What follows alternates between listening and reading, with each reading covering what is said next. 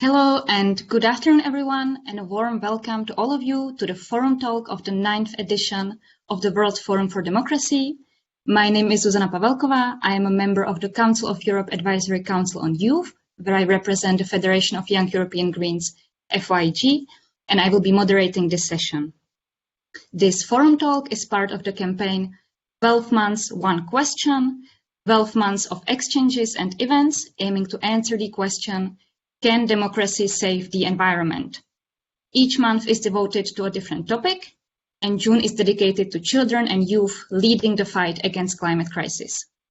That is why today, this forum talk is titled Our Climate, Our Future, Young People Leading Global Climate Action. This event is co-organized with the Council of Europe Advisory Council on Youth, and we are very happy about this cooperation. The event is live streamed on Facebook. Therefore, I invite all our audience to ask questions in the comment section on Facebook. And in case you are following us on Blue Jeans, you can also ask questions in the Q&A section on Blue Jeans. We have a range of interesting speakers and discussants with us today, which I will introduce you in short, but I will briefly introduce the topic of today's discussion. The topic of today's discussion is the role of young people in the fight against the climate crisis. We see that the climate crisis is a top concern of young people in Europe and worldwide. Increasing numbers of young people are taking an active stand to influence political decision-making processes related to climate. In fact, perhaps never before in history have this many young people been mobilized on any topic. While many young people have been left behind by traditional means of political participation, young people have consistently demonstrated creative and forward-looking methods of expressing their demands for ambitious climate actions, including means of civil disobedience. In this, we can really see the severity of their concerns, but also their eagerness and will to participate in the shaping of our democracies.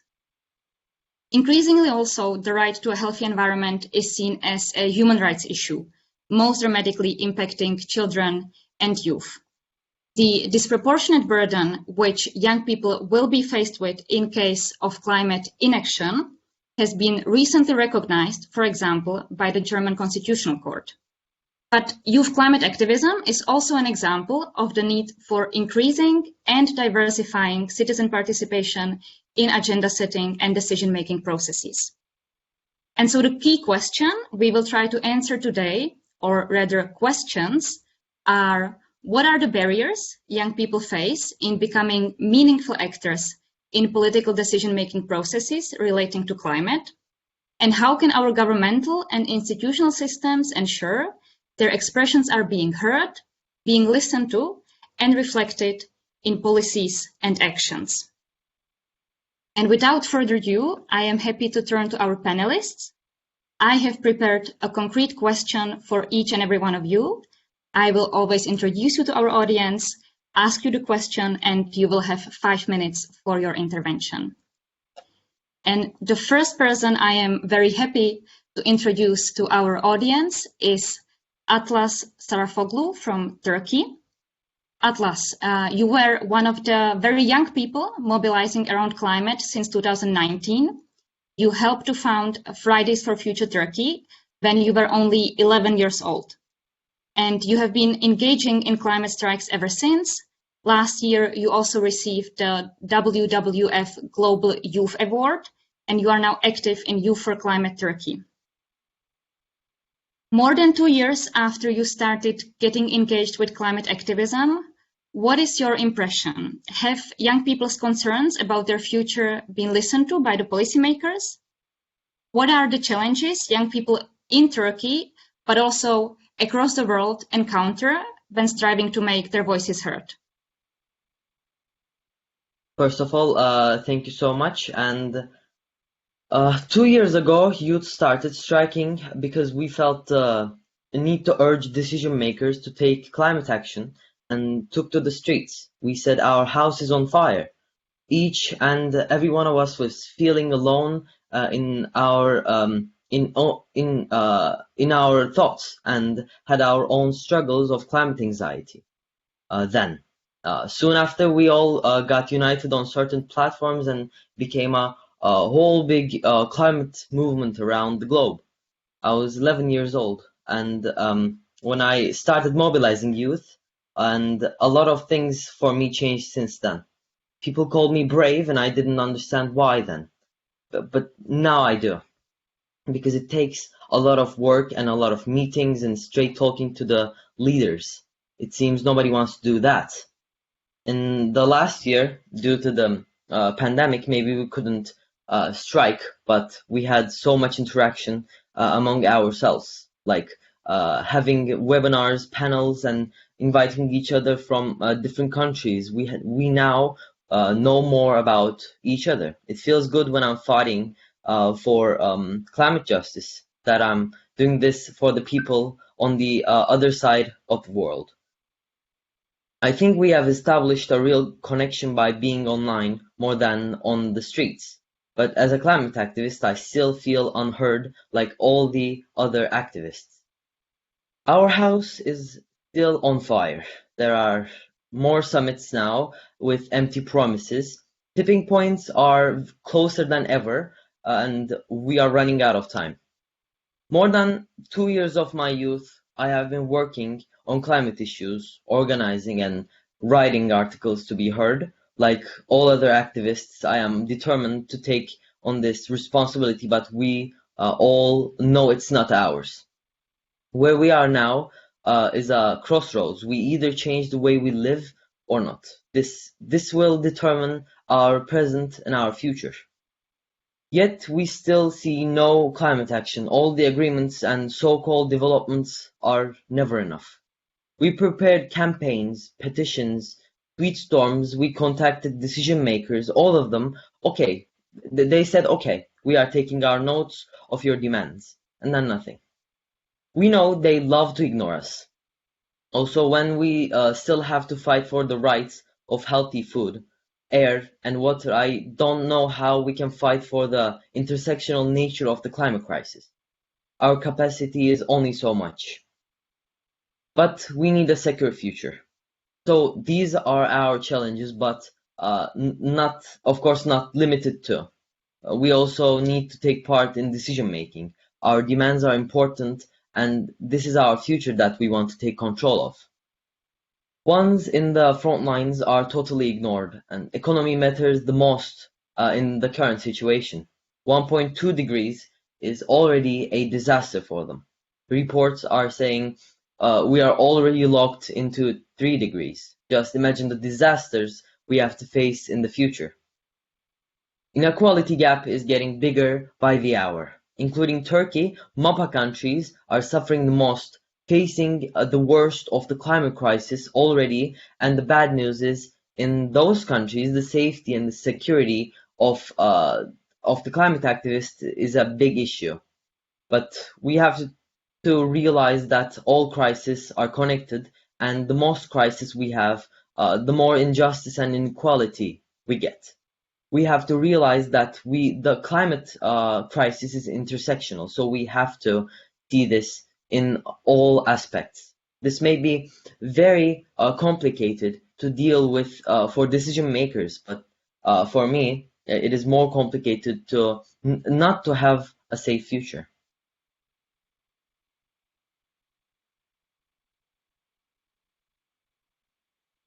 Thank you, Atlas. Thank you for your very passionate speech, and for also reminding us about maybe the mental health impacts the current situation can have on many young people. And let me just say that I was and I am still impressed to see so many young people getting involved and at such an early age, such as you. Thank you really for the work that you do. We now move on to the next speaker, which is Monica Skatborg. Monica, you are here today in a sort of a double role. You are a board member of the European Youth Forum, which is an umbrella organization representing over 100 youth organizations from all over Europe. But you are also a chair of the Danish Youth Climate Council, which is an advisory body to the climate minister. So I am not only going to ask you what is it that the Youth Forum is doing to make young people's voices heard in European politics, but also what experience did you and the member organizations of the European Youth Forum make in yours and similar advisory roles? Are youth climate councils a good example for institutional involvement of youth? Are young people being listened to in these roles? Or are they maybe sometimes, let's say, just invited to be there and to validate ideas which have been already agreed upon by adults?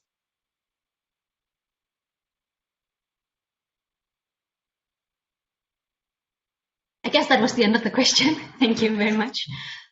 Well, that's a lot of different questions in one place. To start with the youth climate councils as a mechanisms, it is something that we think is a valuable add-on to all the other wonderful things that are happening in the youth movements.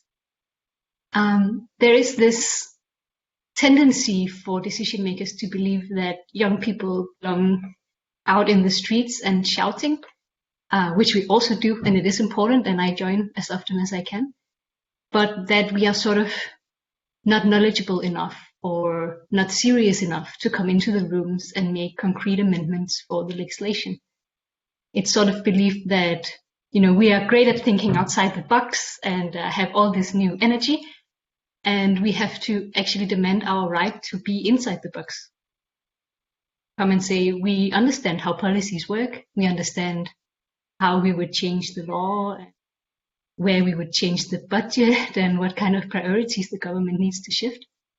And we actually have a right to be in those rooms and to make those more concrete demands, not just stand outside and shout, and then the politicians, they call it an interaction with us when they come outside and take a selfie with us. So we don't believe that's good enough. The mechanisms such as the Youth Climate Council is useful in the sense that now we have to be heard inside of the room. At least twice per year we have this meeting with the minister, and we can hand over recommendations that he can then ignore if he pleases. But we combine it with also speaking those same advice into the public debate. So I'm not sure it would be very helpful just to hand it over to the minister, but when we combine it with all the other things we are doing as a youth movement, and when we have public pressure coming from all sides, then it does give some more seriousness and some more concreteness to our demands, that we say, you cannot just brush us off and say, it's nice that you are urging us to do something. You actually have to reply to, why won't you do these concrete steps that we are asking of you? So there's an accountability thing in that is useful. Of course, always there is a risk of youth watching, and we always have to be really mindful of that. And I would say that it's been, not necessarily great PR for our minister always. We've kept him on his toes, both this one and the previous one. And I think that's also the role as young people. It is to come into the room and say, we have some different priorities. We live on a different timeline. And as Atlas was saying, there are some things that are hard for politicians to do now, but they're not as hard as what we have to live through later. So that really influences our priorities, and it makes us want to take actions now that are difficult and that are expensive and are complicated to do, but it's better than the alternative. And that's the voice that we sort of have to bring into the debate as young people. It's spreading now, this concept of youth climate councils. There is one in Poland and one in the Czech Republic, and there's something very similar in the Netherlands, and there's also one in Ghana now. And we have a little international network going where we meet with each other and try to strengthen each other and also spread it further. And there's also municipal level mechanisms, very similar ones, in a handful of municipalities in my country. And we're trying to spread that idea through the C40 network. So we sort of try to say that youth participation is, of course, it's a right we have as young people, but it's also useful actually for the policies. It brings a different quality to the democratic conversation.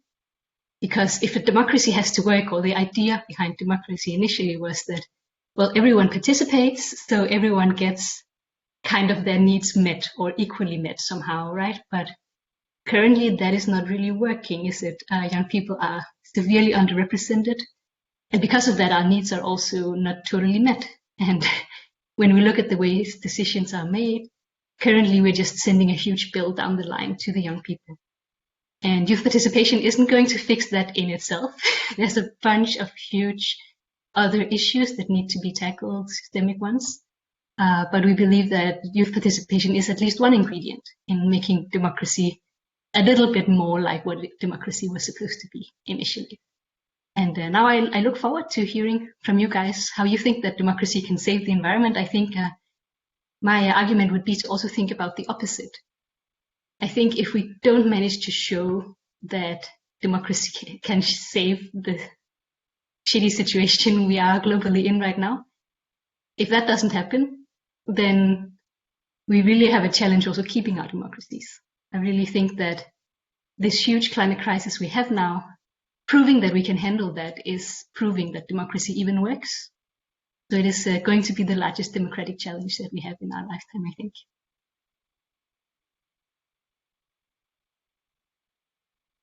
Thank you very much, Monica. Great points. I really like the point about the rights-based approach. And also thank you for reminding us that young people are actually knowledgeable enough to take part in political decision-making processes. At the very least, they always have the expert knowledge on what are their needs when it comes to the climate crisis. And I also really like what you said about thinking about the alternatives. What happens when young people become so desperate about the current political decision-making processes that they stop believing in our democracies. And that actually brings me to our next speaker, which is Leonie Martin. Leonie, you are also a member of the Advisory Council on Youth. You are representing JEF, the Young European Federalists. And that is a non-partisan youth organization, which you are the president of. And one of the topics that you have been focusing on for several years now, or at least as long as ever since I met you, is the concern of shrinking space for civil society. Now, I think we can see that young people's engagement in discussions around climate is quite specific in that it often takes not only the classical forms of democratic participation, maybe also because young people might be facing some restrictions or barriers in these forms of participation, but it often takes also forms of, let's say, civil disobedience. And I personally consider climate strikes also as a form of disobedience by very young people. This does not necessarily always go down well with governments. So how is the democratic space for young people with regards to climate? Is there space for free activism? And what are, again, some of the challenges young people face with regard to democratic participation on climate? You have the floor, Leonie. Thank you, Susanna. Thank you also, Atlas and Monica, for sharing your experiences. I have to say, I feel very humble standing next to you because it's already very impressive to hear what your thinking is on this and also what you have achieved together with others. Climate as such, I think, is actually an excellent example of where we can see civic space shrinking on local, regional, or national level across Europe. And I mean, shrinking civic space as such is a wider phenomenon we see across our continents. It has different variations. It comes across in very different ways to activists, sometimes to a degree where one way of shrinking civic space might be that you as an activist feel like you're personally failing. However, it's part of a bigger, wider picture where restrictions are in place. And likewise, climate is actually perfect because to compare it with, essentially, because it has gotten very, and I say this positively connotated, very popular, luckily, to be a climate activist in the past few years. It's happening across Europe. There are similar actions, and that basically gives us the ground to draw some comparisons to see, okay, where is it going well, and what is the state of civic space. So basically what I want to say is there's a comparison you can draw to the general state of democracy, which I think actually fits very nicely with the last question that Monica was drawing up on. My impression is, getting active for climate, unfortunately, is very perceived as something deeply political. Even just recommending what scientists are saying is a form of political expression. And with that, every action that you are doing as a climate activist is drawing some sort of reaction. And in many ways also not positive and welcoming ones, what we've now also partially heard. In general, I think we can see that actually it is it's creating space in multiple directions. So on one hand, it shows very concretely what the challenges are in the fields when it comes to shrinking civic space. We can start with the easy thing. It's perhaps ridicule. So, I mean, just the jokes that we sometimes read in public media about perhaps the pigtails of Greta Thunberg, or, you know, ridicule about like, oh, those young people, they just want to do something, up to young people not feeling comfortable in participating in certain countries just because they are afraid that if they participate in a strike or another way of engaging in climate activism, they fear that they might face repercussions from their schools, but also with that, you know, other authorities as such. You might remember that, especially a year or two ago, long before the pandemic, there have been long public discussions on what can be done. I remember them certainly in Germany, in Belgium, when the strikes were possible to perform essentially. You know, what do we need to do with these high school students? Should we lock them in the school? Do they need to do extra tasks, etc.? This obviously also creates another environment where people might not feel able to actually express their political will. We have to obviously also keep in mind that it's young people below the age of 18 in many countries in Europe do not have the right to actually cast a ballot, to participate in elections, and hence they are looking for ways to be politically engaged. And they're trying whatever is possible. So there are strikes on the streets, but there's also consulting perhaps, and combining and creating alliances. And these are repercussions, I think, that are very real. These are repercussions that we also see in other civil society, where it is very important to create alliances, make sure that civil society stands strong.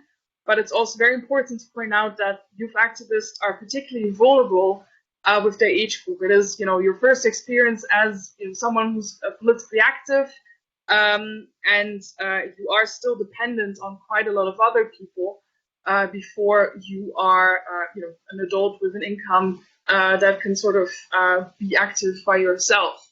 And in this way, there's lots of protection and support that needs to come from multiple sides, from civil society, certainly also from the state, certainly also from European level. And this is why in the Advisory Council, we are working on the draft recommendation on protecting youth civic space. The other force that I just wanted to point out now on the flip side, essentially, what I can also see is that it is creating civic space. It shows how young people can be politically active, you know, how to organize demonstrations, how to organize also the background things that are not glamorous, but are very much essential parts of political life, democratic life as well. And it allows people to be prepared for other situations too. I think we should not kid ourselves that one of the reasons why, for instance, the Black Lives Matter protests were able to be as easily adapted to the European continent last summer was that already young people had so much experience with going to demonstrations, of writing posters and getting the requests through at the municipality, that this was just another occasion to be politically active, to change society and the greater good. The other way of where we can see that young people are creating space is that they are very creative in their climate activism, in going against restrictions in repressive regimes. There's one example, for instance, of one women's strikes in Belarus, and I think these also can be seen as motors for other members of civil society on, how we can sort of fight back. So I think it's not like a gray, and it is gray. It's not a black and white formula that we're looking at. It is where we can see restrictions, very much so, but also a sense of hope. And this is where I join actually Monica in the question of, I think through democracy, we should be able to save climate, but for that, there are multiple factors that need to agree with, essentially. But at the same time, climate is definitely also a massive test for democracy. And I do think we have the right elements to go for it and to save our lives in the end. Thank you. Thank you very much, Leonie. Thank you for mentioning all the different spectrum of barriers young people might be facing, but also some of the positive spillover effects of getting involved. One thing which echoed with me quite strongly was also the call for creating alliances. And that actually brings me to our next speakers, which are from the ranks of policymakers. And I think we would be all very curious to hear what they have to say on our topic. And on this note, would like to also welcome to our panel Ms. Belinda Gottardi. Ms. Gottardi, you have been a member of the Congress of Local and Regional Authorities since 2016. You also served as mayor of Castelmaggiore in Italy since 2014. You were the driving force behind Castelmaggiore's first youth plan and served as Councillor for Youth and Participation. You are also the Council of Europe Municipalities and Regions spokesperson on climate and the administrator of the Covenant of Mayors for Climate and Energy Europe. In this role, you are an advocate for cross-border cooperation for local climate action. In what respect is climate an issue discussed within the Congress of Local and Regional Authorities, bearing in mind maybe some of the limitations that local and regional authorities may sometimes face in engaging in meaningful climate action, being in terms of their mandate, being in terms of finances, being in terms of obstructions from national governments? And what is the particular role that specifically local authorities can play in responding to the concerns voiced by youth? Ms. Gottardi, you have the floor. Thank you. Thank you for this invitation and for this discussion. And I'm glad to be taking part in this panel and to be able to say, yes, indeed, climate is an issue that is discussed in the Council of Europe and this Congress, and that young people are major partners for local governments for a sustainable future.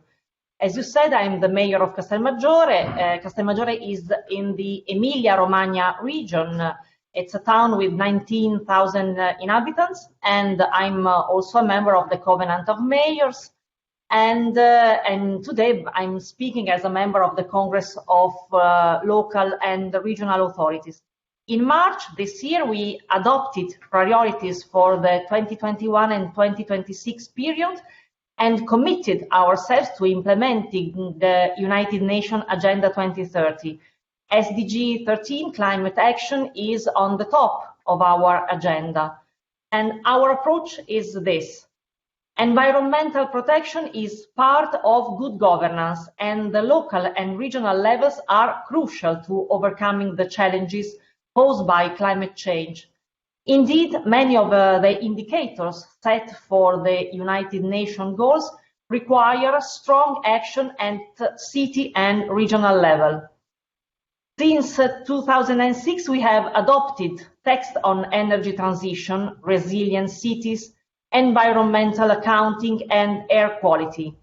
Currently, we are working on a booklet for children on how they can contribute to their city's environment-friendly action. And we are also working on a report on human rights and the environment at the local level. Then there is citizen participation and especially youth participation. including the young population in decision-making, has long been and still is at the core of the Congress work. And this is why we have youth delegates from all member states who take part in our sessions since 2014 and develop their own projects in their communities. They are really, really active. And in 2015, Congress published the revised European Charter on Participation of Young People in Local and Regional Life. The Charter addresses the need to devise a policy for sustainable development involving youth and their organization. It also asks municipalities to give financial support to educational projects that raise awareness about environmental problems among young people. Young people, of course, need to have a voice in the crucial decisions that we will have to take. And youth participation can take different shapes. It can mean young people giving their opinion through participation websites, for example, but it cannot end here. We need the younger generation to become interested in politics, and this is a problem, and be actively involved in local affairs. And this is another difficult thing. We need them to run for elected position and leave them room to take responsibility positions. These two issues, climate action and youth engagement, come together at the local level. All levels of governance need to take coordinated action, but it is local governments that are on the front line, as usual. Cities host most of Europe's population and are the biggest carbon emitters. We are the first to suffer climate disruptions, which can impact our ability to provide basic services like water and like energy. And we know that we need to become more resilient. And this is why local governments are often in advance in terms of pursuing climate plans and strategies. Two small examples. In my city, Castelmaggiore, as I said, is a small city, 19,000 inhabitants. In addition to educational courses on environmental issues, on legality, or against discrimination organized by the municipality, we have many experiences of involvement of young people. First of all, we have the election of the council and the mayor of the children. We talk about children of the elementary, primary school and middle school. And they make a real electoral path in schools. So the mayor and junior council then dialogue and cooperate with adult local elected. And we also have set up a youth council chaired by the youngest municipal councillor. In this moment, my youngest municipal councillor is 20, and it is a council forbidden to over 29ers, which proposes and gives opinion on administrative choices. But I say it's difficult to involve young people in our local council. And these are the first political actions to sensitize young people to become protagonists of their future. And it is encouraging to see how determined young people are to ensure we have a healthy planet to live in. Local and regional representatives like me have the duty to facilitate climate action, working together with civil society and especially young people. Thank you. Thank you so much for being here with us today and also for providing some very concrete examples of the work that you do. One thing which I found very interesting was the concept of the mayor of children. I think it's a good example of leaving room for taking positions of responsibility, as you also named it. We now again move from the regional and local level to the national level. And we are very glad to have with us today also a representative of the Parliamentary Assembly of the Council of Europe, Ms. Céline Sayek-Beke. Ms. Beke, you have a strong background in economics, actually. You served as a professor of economics at various universities, namely Bentley College, Georgetown University, Bill Kent University. Then you left academia to stand for parliamentary elections in 2015, and successfully so. You have been a member of the Turkish parliament since 2015 for the CHP party. You have held various roles within the party, and since August 2020, you are the party's Secretary General. And I think it's really great to have someone with also high-level political influence with us, because I assume you are also a person that could at least try to push for putting a lot of what has been said today into practice. So what I would like to ask you about is the work currently undertaken by the Council of Europe Parliamentary Assembly on climate and its relation to youth specifically, since we hear that recently a new report on climate and youth has been adopted by the Assembly. But also, maybe looking ahead, do you think the current human rights architecture of the Council of Europe is sufficient to tackle the threat the climate crisis presents for human rights? Or do we need new legal, non-binding, or perhaps even binding instruments within Council of Europe or globally to respond to the concerns voiced by young people? Ms. Becke, the floor is yours. Thank you very much. First of all, it's really a true pleasure to be among such people who care for their voice to be heard, to be listened to, but more importantly, to actually change the world. And I think it falls on us as politicians to ensure that the final step truly happens. But I can happily say that I've taken a lot of notes, which I'm going to share with my colleagues, both in Turkey as well as the Parliamentary Assembly. But I can easily say in the first part of my intervention, there is proof that what has been done by the youth and of the great examples we've heard so far has indeed impacted politics. It might be a slow change in comparison to the heavy weight we carry. However, the true change agents have already spoken. So I can only speak of the final result that we're observing right now. So I'm delighted to be here as a parliamentarian representing both the Turkish Parliament as well as the Parliamentary Assembly of the Council of Europe. Now, this climate crisis is actually a very important and critical issue we take up in our Committee on Social Affairs, Health and Sustainable Development within the Parliamentary Assembly, alongside the COVID-19 pandemic. As actually Atlas rightfully mentioned, pretty much all the crises we are experiencing share a lot of intersectionality. So none of these issues can be thought separately. As an assembly, we actually represent our national elected people throughout Europe, and we're not confined to the European Union. And we seek to protect human rights, democracy, and the rule of law. And this is where your question becomes critical. Do we have to think of instruments specifically in this context to make sure that climate justice is served in a democratic way, within the rule of law framework, as a human rights perspective? And clearly the answer we give within the Parliamentary Assembly is a very strong yes.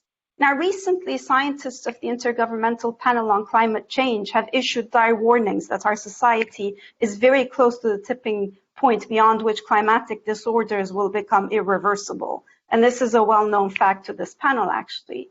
And this is where I think the panel should take pride in knowing that after 20 years of scientific knowledge, and as Leonie mentioned, where science, speaking science, has become politics itself in a post-truth era, indeed, the scientific word and the young pushing for the agenda of science to be heard by politicians has indeed finally set in a political agenda where public awareness is kicking in.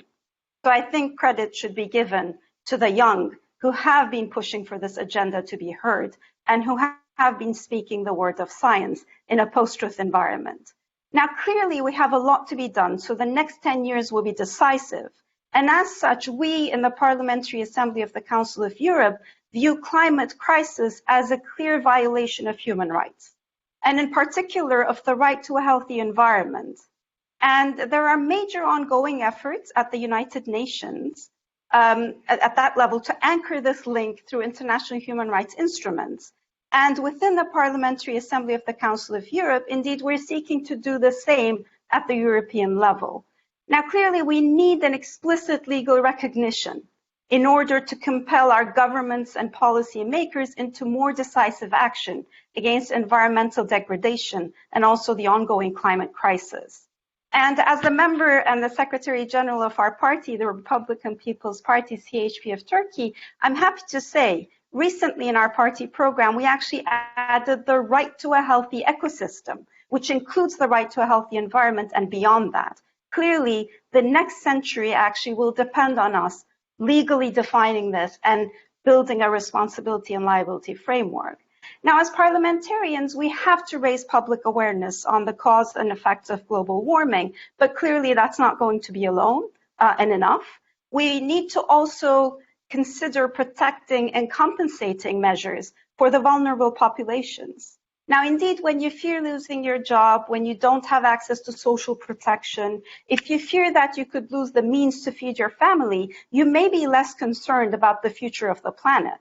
Accordingly, fighting against climate change and the crisis, overcoming the existing socioeconomic inequalities have to be considered in unison. Clearly, the socioeconomic inequalities and the climate crisis share that intersectional nature that was already depicted in this panel. Therefore, I do agree that we stand at a juncture globally in deciding on what economic and social model we're going to continue with in our future as a planet.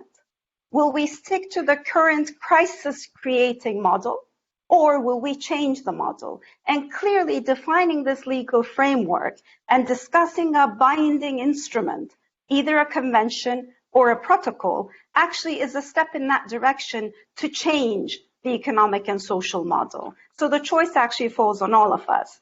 Now, I know the progress is relatively slow in terms of the needs and your quest. However, I'd like to pinpoint a couple of the works that we're doing right now within our committee as well as the Parliament.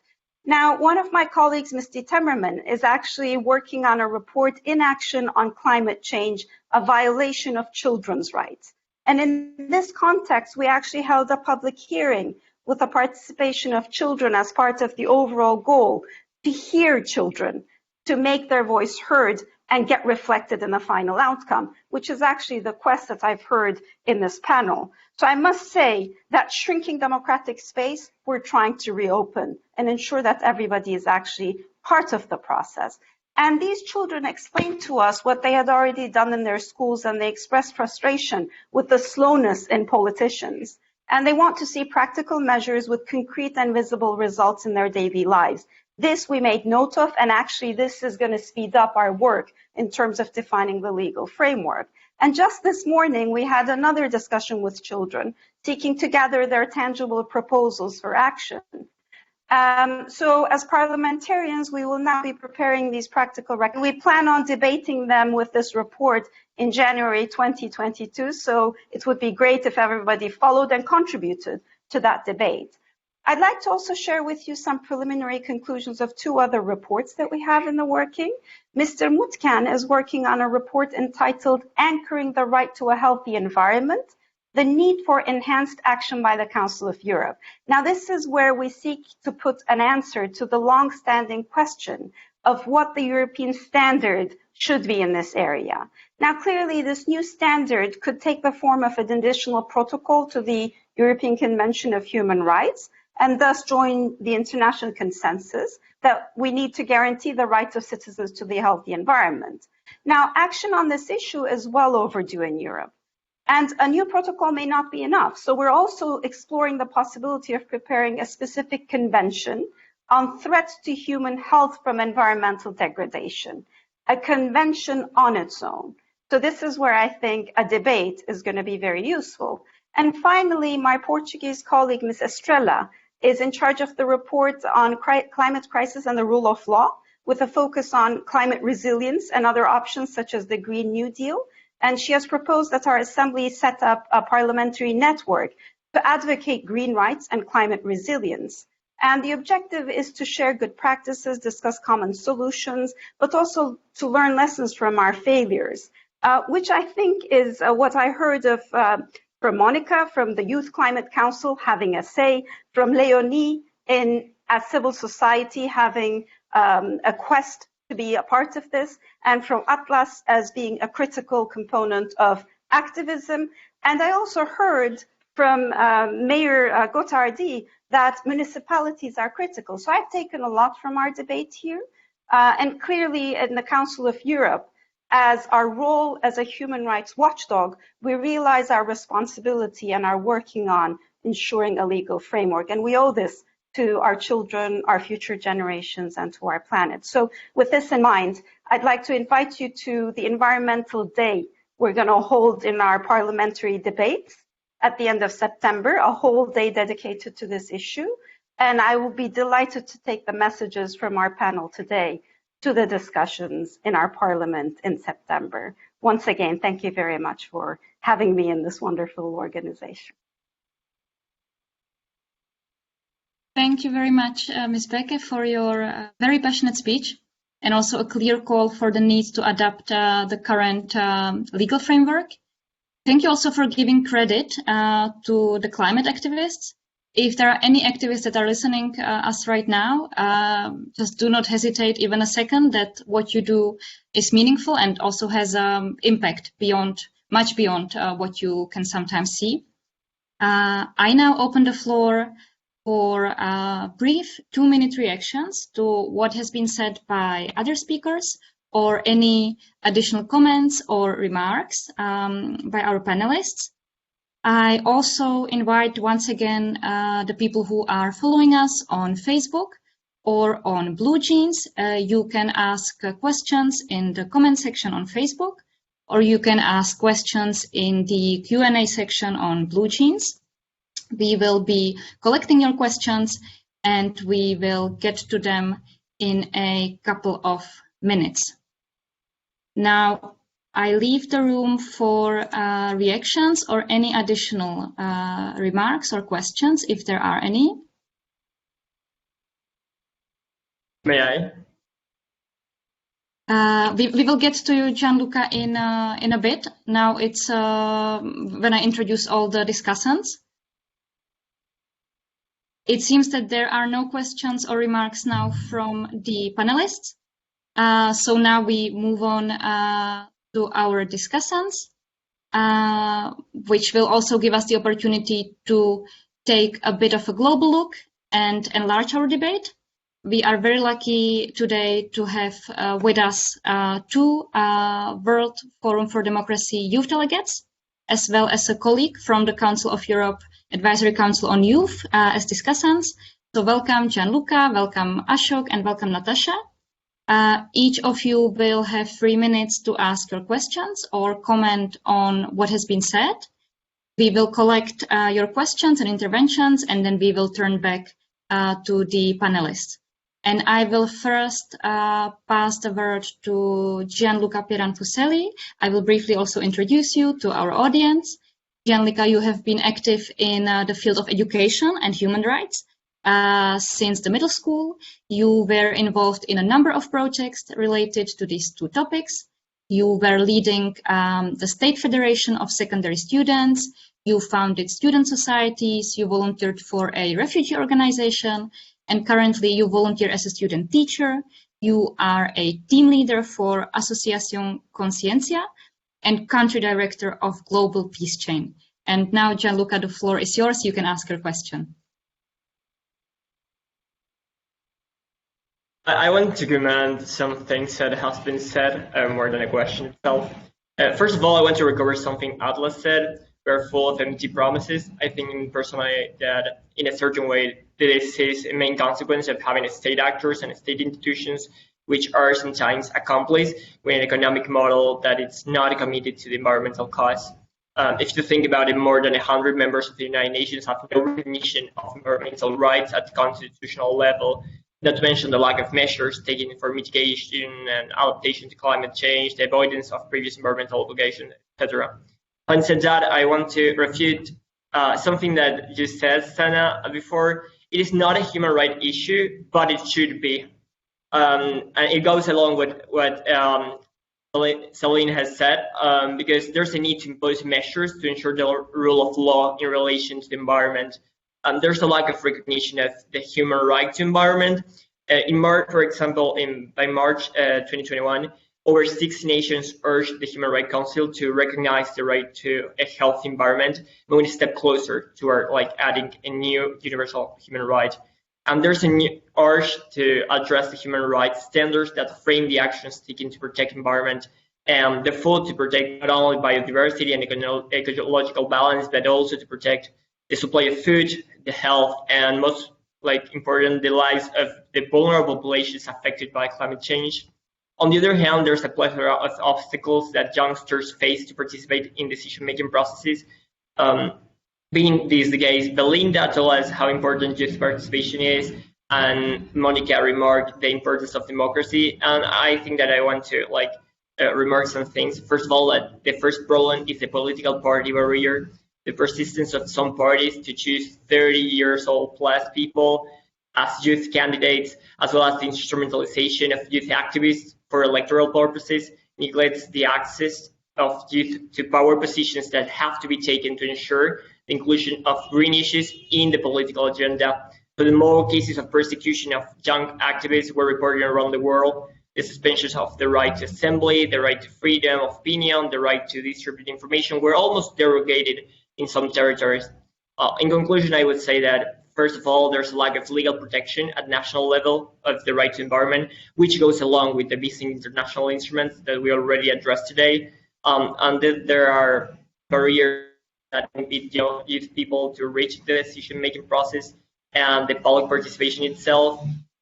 And then last but not least, I would say that there's a need for governmental action, because even if every citizen is conscious about their own responsibility, but government doesn't address the responsibility of enterprises and the industry sector, there will be not much of a progress in the issues of climate change.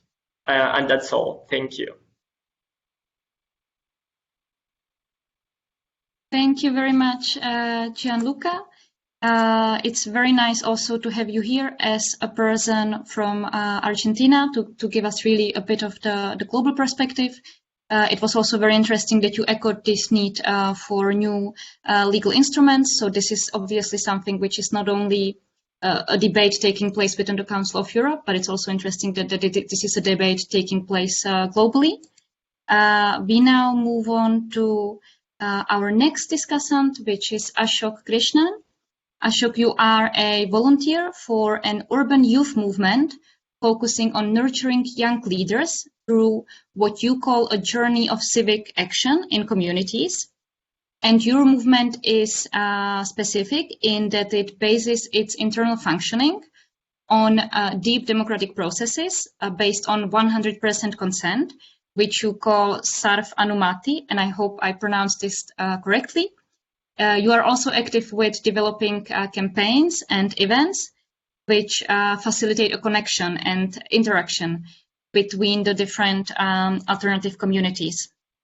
So Ashok, if you have any remarks or questions to our panelists, the floor is yours. Thank you so much, Susanna. So right off the bat, I would like to say, all the efforts that our panelists shared today, they were commendable. Especially what caught my eye was what Belinda shared about the participation of young people in the mayor elections and having a young mayor, having children's mayor and those initiatives.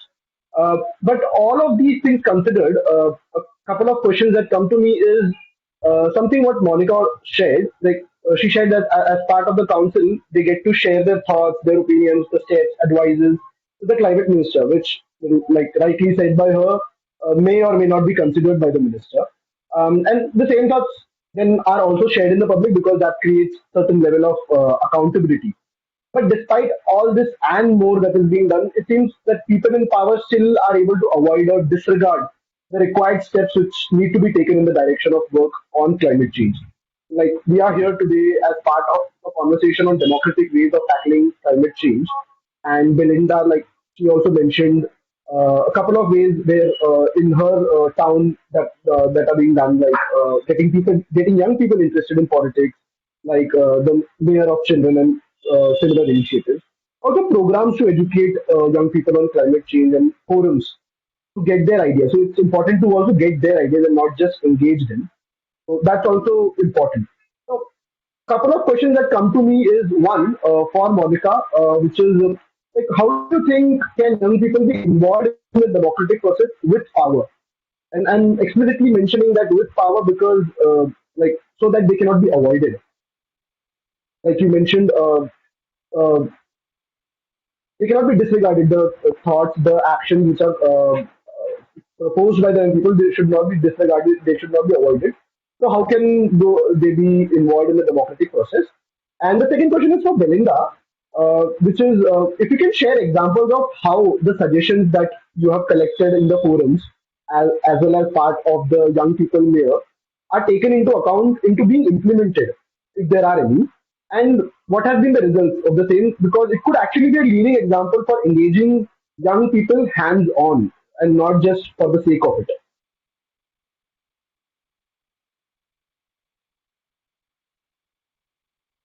Thank you. Thank you very much, Ashok, and great to have you with us here.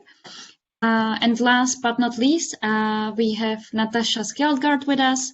Natasha is an external representative for the World Organization of the Scout Movement, WOSM. She is also the member of the Council of Europe Advisory Council on Youth and the Global Youth Advisor in the Danish Ministry of Foreign Affairs. Natasha, the floor is yours. Thank you so much, Susanna, and thank you also to the panel and for the great intervention so far and for the opportunity to ask questions. And I think I just got to reference Atlas from the very beginning. I mean, the quote, "We know they love to ignore us," I think is my main takeaway so far, because I really think it kind of highlights youth policy, but in general also the climate justice fight, especially. I think building quite a bit on what Celine said in terms of human rights, and also knowing the Council of Europe and coming from a legal and advocacy background. For me, when I want to do policy, when I want to do advocacy, I tend to look at what frameworks I can use to push change. And for me, when I see it, when it comes to climate justice, when it comes to climate action, the link to human rights is essential.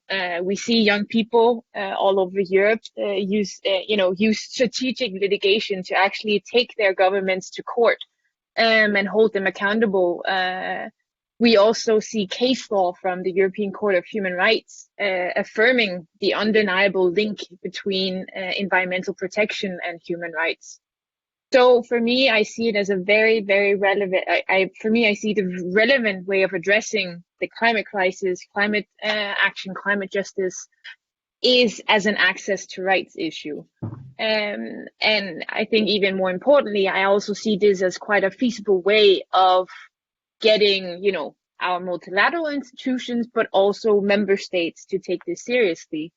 And I mean, Celine mentioned the part about creating a new convention or new legally binding instruments. We know this will take time. It will be political negotiation. It will be compromise. It will be yes, no, it might happen, it might not happen.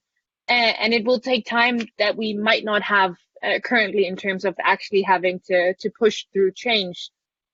So my question, it's an open question for the entire panel. How do you see we can use existing human rights frameworks or other policy frameworks or legally binding frameworks, but focus on human rights to get the Council of Europe, the EU, the UN to make it a priority and to take action on climate? And maybe also even more importantly, how do we see it can be used to mobilize member states to take responsibility? And I think even more interestingly, how can we use human rights frameworks to keep member states accountable when it comes to this topic? And I think my last question would also be, do you see any other global or regional frameworks that would be relevant to also utilize in this aspect? With, for example, the 2030 agenda could also be relevant to think about. So I think that was all for me. So thank you very much.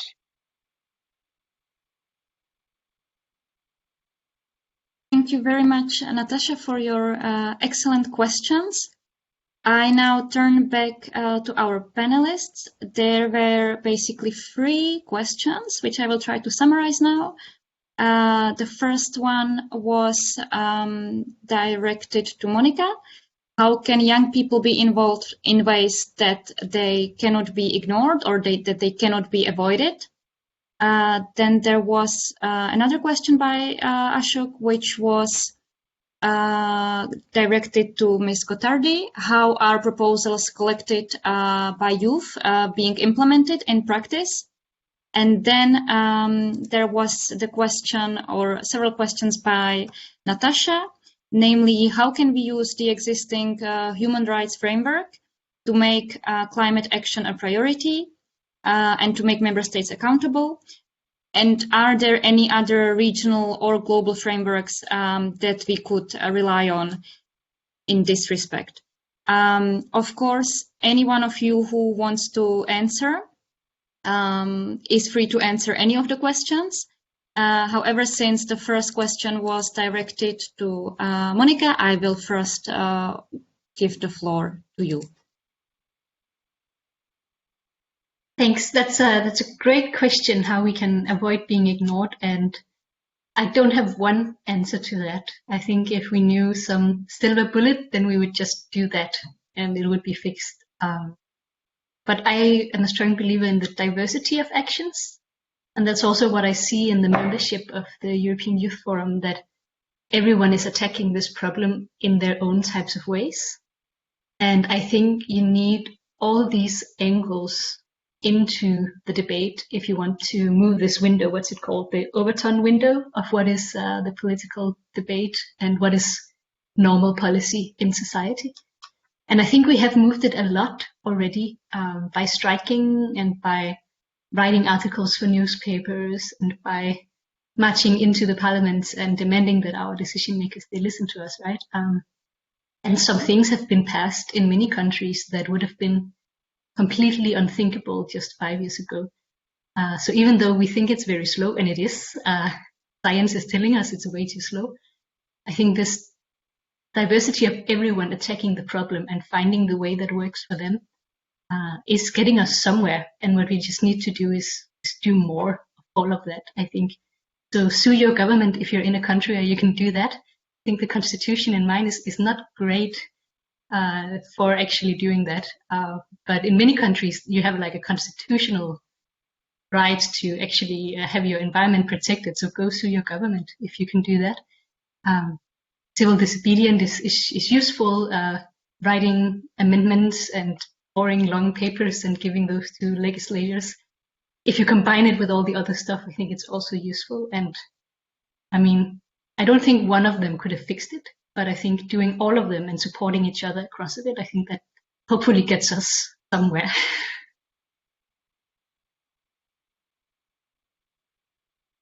Thank you, Monica. Thank you for also stressing again the complementarity of the approaches and stressing that one approach does not should not inactivate other attempts. Now, the other question was directed to Ms. Gotardi, and it was specifically about how our proposals, which are collected from young people, then being implemented in practice. I think it follows up quite nicely on the question, you know, how do we make sure that young people are not just being listened to and then ignored, but how do we actually make sure that what they are saying is then actually happening in practice? Ms. Gotardi, if you are ready, you have the floor. Yes. So first of all, I have to apologize for my English. I would speak much better if I could speak in my own language, so be patient, please. So about the mayor of the children, usually we follow the election and no, it's not great. We follow the election and then we have at the end of the election that are organized in the schools, we have the council and we follow the election of the mayor. And usually I go to all the meetings of the council and we discuss directly. So I discuss directly with the children, the girls and the boys, and they usually made us a list of requests, and then I answer to each request saying, I can do this, I can't do this because of this reason. So I answer directly, and I take the responsibility to dialogue with these children. About the youth council that is followed by the youngest councillor elected in the real elections, the councillor is in charge of the council, and they have an amount of money that we provide for them, and they can decide how to use it. And of course, the young councillor can vote. So it's a girl, so she can she is a part of the decision maker. And the interesting thing is that the children that I started following when I was a councillor, because I was a councillor before becoming mayor, and I was in charge of the mayor of the children, and now the real councillor, starting with the council of the junior council. So I don't know if you understand me. So the girl that now has been elected and is 20, when she was in the elementary school, she made the experience of the junior council. So this experience is a sort of training to understand what is democracy, what is participation, and help us to make them understand that politics is not a bad thing, because now political parties and politics have a bad reputation. So young people usually don't want to be involved in politics because they think it's a bad thing. So the junior mayor and the junior council experience help young people to understand that being involved in politics is useful, and make them want to do this experience. So usually we have a dialogue answering the question. I hope you can understand me. I'm sorry for my English. Thank you. Your English is great, and we could very well understand all your inputs. Then the last question, which was asked by Natasha, was again coming out of the consideration that maybe creating new legal instrument might be time-consuming. So how can we then use what we already have? How can we use the existing human rights framework to make climate action a priority and to make member states more accountable? And is there anyone who feels Susanna, they would like to answer this question? Yes, please go ahead. I think this is an extremely important issue, right? Because clearly, as Natasha rightfully pointed out, time is not on our side, and we have a lot to save. Clearly, we should continue pressuring our politicians so that this new convention or protocol is set up. But up until that point, I can speak on the instruments that the Council of Europe actually has in hand. Clearly, this environmental degradation and climate crisis has significant health effects and even repercussions we're experiencing through the pandemic, possibly. And our very own European Social Charter actually is enshrining within it our right to health. So clearly linking these rights and observing that the intersectionality is very real, we should be pushing for our governments and our member states to actually ratify these conventions, to implement them effectively.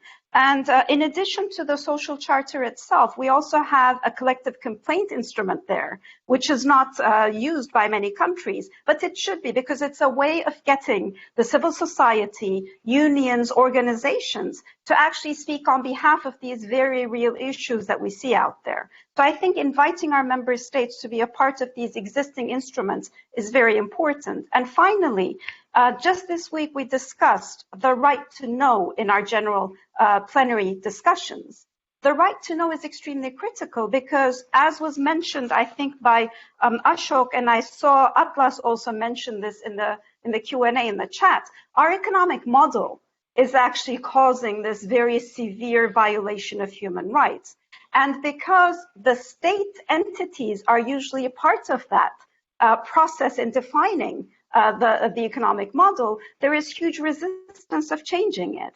And this is where we, as politicians at times, as civil society, are critical actors in changing that social model and economic model.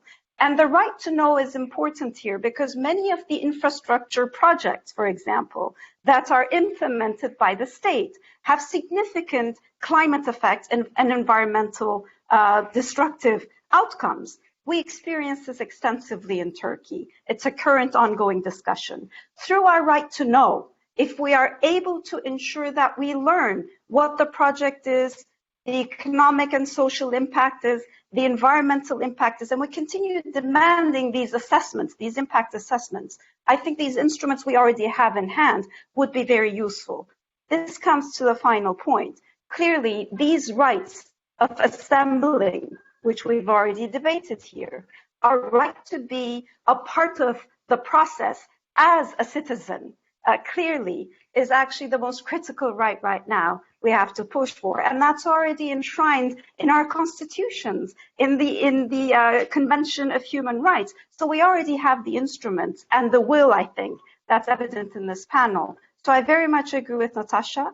Let's continue pushing for the new instruments, but let's also push for an effective implementation of the instruments we already have in hand.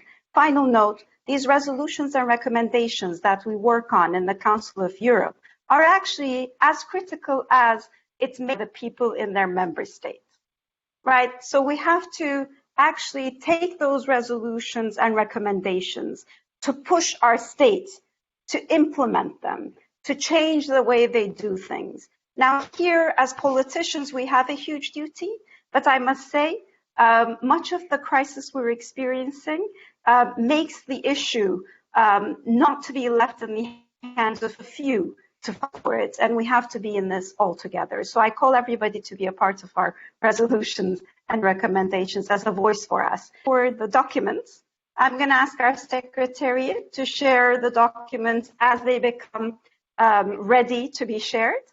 So I will be sharing all of these and inviting you all to our discussions in the plenary.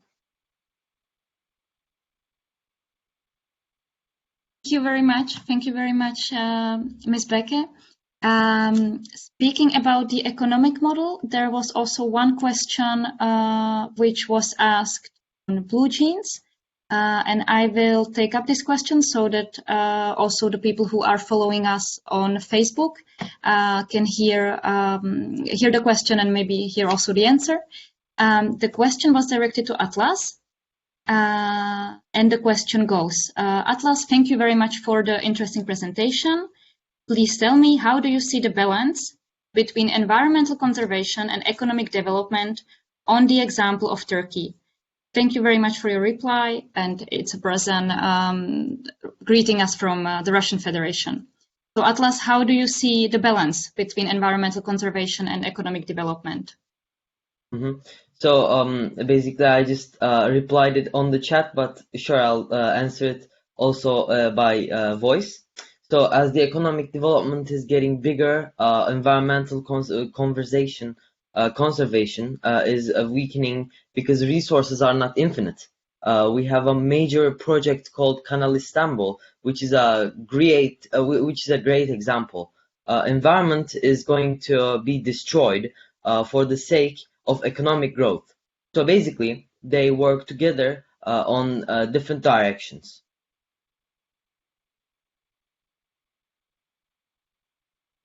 Thank Thank you. A very clear answer. Are there any last remarks or comments or questions either from our panelists or from our discussants, or also for anyone following on Facebook or on Blue Jeans? This is your last chance to ask a question, and I will give you a few more seconds to do that. And it does not seem... Yes. I have a question for Leonie. Leonie had rightly mentioned that young people might not get involved in climate activism out of fear of repercussions from their schools or other educational institutions that they belong to. And so, Leonie, do you think it has more to do with their stand, which is perceived as against the government? Or is it from a viewpoint that young people should not be involved in activism and should stick to what they are expected to?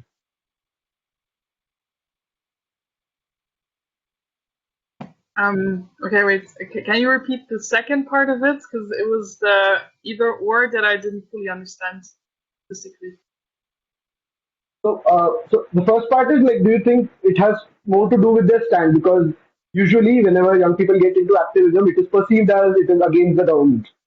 So, is it because of that reason there are repercussions to their actions, or is it from a viewpoint that young people should not be involved in activism and should stick to what they are expected to do?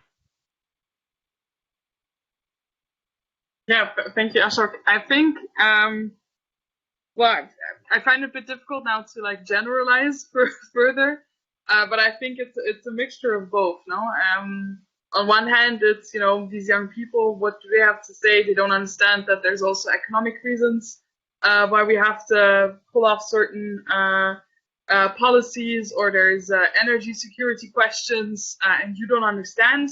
And likewise, it's also the matter as such that is very critical. What I can tell, I mean, there's just from the example that there's the word flight shame and the way that people treat it.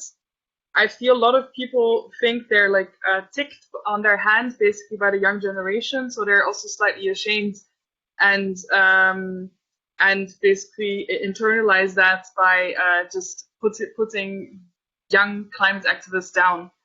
What I notice a lot, I live in Belgium, I see now that all of the marketing, they were not prepared for the pandemic. Everything is focused on the young daughter in the family, tapping on the fingers of the dad, saying like, you buy this, you should buy this though, this is more sustainable.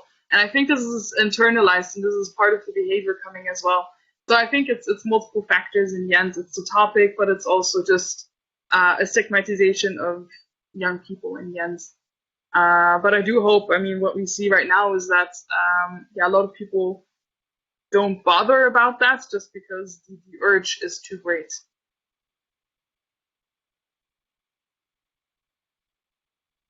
Thank you very much, Leonie. And I think with this, the time that we had reserved for this debate has come to a close. I don't see any other questions posted in the chat or on Facebook. So thank you very much to all the panelists. It's very difficult to actually try to summarize this debate because there were so many really interesting points, and it went in a lot of different directions. I was really happy to see that we all agree that young people have a particular stake in the fight against climate crisis, that they are a specific group of right holders when we discuss the climate crisis and environmental rights. It was also great to see that we all agree that this requires that they are one of the primary groups listened to, and that this requires that they are not only, let's say, invited to take part, but that they can take part actively and meaningfully, and that there is some type of accountability for the decision makers to really implement what young people have been asking for. I think one point which I found also really interesting, and that I would like to also personally take as a reflection for home, is the question of what happens if there is no accountability. So what happens if young people start losing trust in democracy? if they do not see that the democratic processes are bringing about the change that we need. Another point which I found was coming up relatively often, or came up a few times, was the need to adapt, to adapt our thinking, to adapt our economic model, to adapt our legal framework, but also to the strong call to focus on what we already have. The keyword here was, I think, goes through your governments. I really like that one. And I think the final call is quite clear. Our house is on fire. We are in a situation of global emergency. We expect the political decision makers to be ambitious, to be also brave in their proposals, to act globally, and especially to act now. And on this note, we can now close this panel. I thank all the speakers, all the panelists and discussants, also all the people who helped us to prepare this panel and ensure the technicalities, although you could not see them, and as well as everyone who was following us online. And if you like this event, then you are certainly invited to join the next event of the World Forum for Democracy, which will be a high-level dialogue between decision makers and youth delegates of the forum, again on the topic of democracy and the environment. And among others, we will speak with the Secretary General of the Council of Europe and the European Commission Vice President for Democracy and Demography, as well as others. And you can join this event next Tuesday, June 29 at 4 p.m. Central European Summer Time. Have a great evening, and thank you very much for listening.